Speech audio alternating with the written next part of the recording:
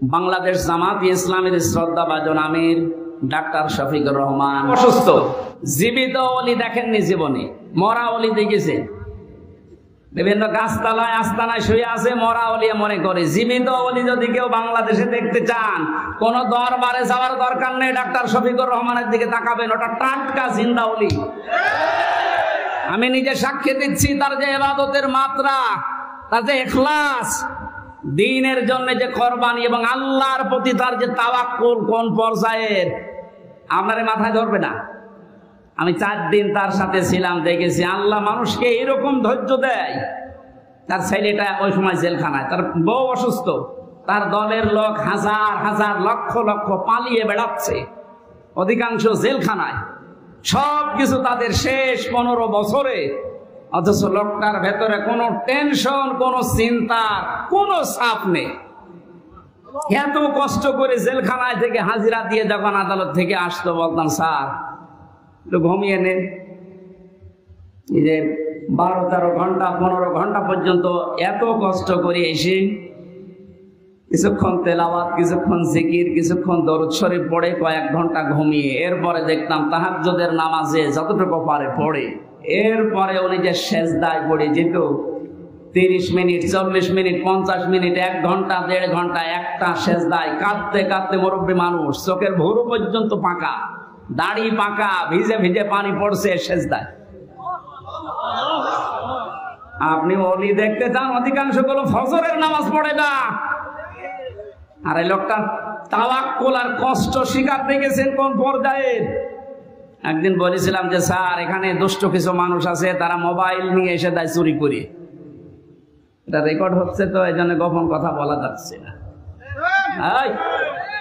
ভেতরে আবার ঝামেলা বেড়ে যাবে না, ওখানে সব ধরনের সিস্টেম করে। মানুষ কি করবে এখন, অসহায় তারা।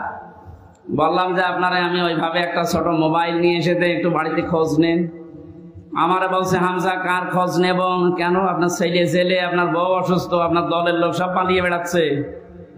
আমারে যে কথা শুনিয়েছে আমার জীবন ভরে গেছে। আমারে বলছে হামজা ধরা পড়ার সময় আমি নিজেই প্রস্তুতি নিয়েছিলাম, 24 ঘন্টায় আমি প্রস্তুতি নিয়ে থাকি কখন ওরা আমার ধরে নিয়ে যাবে। ধরে যখন নিয়ে এসেছে, আসার সময় আমি সব আমার আল্লাহর কুদরতি হাতে দিয়ে এসেছি।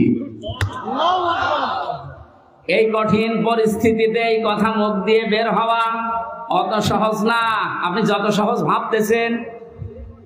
কোরআনে কারীম জানিয়েছে ইন্নাল্লাযীনা ক্বালু রাব্বুনাল্লাহ সুম্মা ইসতাকামু তাতানাজ্জালু আলাইহিমুল মালাইকা আল্লা তাখাফু ওয়া লা তাহজানু। আল্লাহ পাক বলেন যারা এই কথা বলতে পারে আমার রব আল্লাহ, আর কথা বলার পরে সিঁড়িয়ে ছটিয়ে পড়ে না, টিকে থাকে, ইস্তেকামাত পয়দা করে দাঁড়িয়ে থাকে কথার উপরে, আল্লাহ তাদের পুরস্কার হিসাবে বিপদে আপদে ফেরেশতা নাযিল করে হলেও সাহায্য করে। ফেরেশতারা এসে কি বলে, আল্লাহ তাখাফু ওয়া লা তাহজানু, কোনো ভয় নেই, কোনো টেনশন নেই। এটা কিসের ভয়, কিসের টেনশন? এ কঠিন বিপদে পড়ার কারণে হয়তো মানুষের মনের ভেতরে ধারণা আসতে পারে, এই ভয় তৈরি হতে পারে যে আমার ছেলেটাও জেলখানায় বিনা কারণে, আমার স্ত্রী ওদিকে হাসপাতালের বেডে মৃত্যুর সাথে লড়ছে, আমার দলের হাজার সহকর্মী তারা পালিয়ে বেড়াচ্ছে, জেলখানায় তারা ভর্তি, কি হবে এদের? আল্লাহ বলেন ফেরেশতাকে দিয়ে আমি যেন ওর কানের কাছে মুখ নিয়ে বলাই, বল কোনো ভয় নেই, কোনো চিন্তা নেই, সবগুলো আল্লাহ দেখবে। বাস্তবে আয়াতটা আমি ওনার সাথে 100 ভাগ মিলাতে পেরেছি। অথচ কোন আলেমকে পর্যন্ত দেখেছি হাউমাউ করে কাঁদতো বাইরের পরিবেশের কথা চিন্তা করে। উনিও তো মানুষ, কান্নাকাটি তো বাইরের পরিবেশের জন্য দূরের কথা, চিন্তার কোন ছাপও এই চেহারার ভেতরে আমি পাইনি। কোরআনের সাথে যে লোকটার জীবন মিলে যায়, হাদিসের পাতার সাথে যার জীবন মিলে যায়, সে ওলি। এক কথা বলেন, এই জন্য জালেম যারা তাদের দুনিয়া শেষ, আখেরাতে তো আপনি আল্লাহর মামলার আসামি হয়ে বসে আছেন। যিনি বিচার করবেন, যিনি রায় দেবেন, তিনি যদি মামলার বাদী হয়, কে দাঁড়াবে আপনার পক্ষে? এই জন্য আপনার আখেরাত শেষ, দুনিয়া শেষ কেন বলছি? কারণ জালেমদের বিরুদ্ধে যখন মজলুম কিছু বলে, ওটা সঙ্গে সঙ্গে আল্লাহর কাছে পৌঁছিয়ে যায়, কোনো পর্দা থাকে না।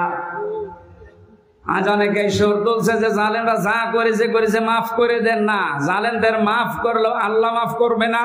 আল্লাহু লা ইয়াহদিল কওমাজ জালিমিন, বহু জায়গায় আল্লাহ জানিয়েছেন ইয়াহদি, এটা মুজারি। যারা গ্রামার বসে জিজ্ঞাসা করেন বর্তমান, ভবিষ্যৎ, প্রেজেন্ট, ফিউচার, আল্লাহ বলেন জালেমদেরকে আমি পথ দেখাই না, হেদায়েত দেই না, দেব না। আল্লাহ বলছেন আমি দিচ্ছি না, দেব না, আমি দোয়া করে করব কি? এই জন্য জালেম যারা সব যখন শেষ করেই ফেলেছেন, গর্তের ভেতরে লুকিয়েও আপনি ছাড় পাবেন না, কারণ আপনাকে আল্লাহ অপমান করবে।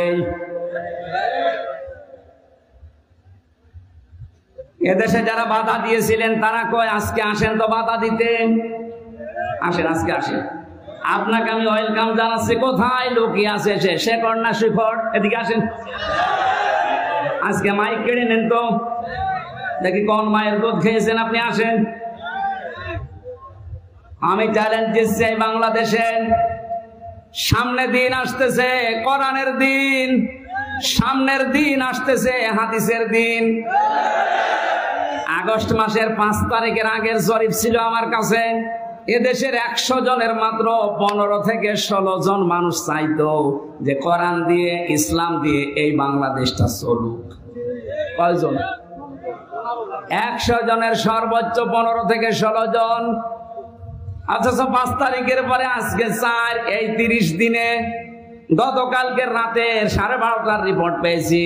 এই দেশে তাও যে সে রিপোর্ট করে নাই, নির্ভরযোগ্য রিপোর্ট এটা।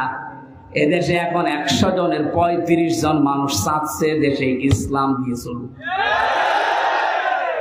সময়টা একটু বৃদ্ধি হতে দেন।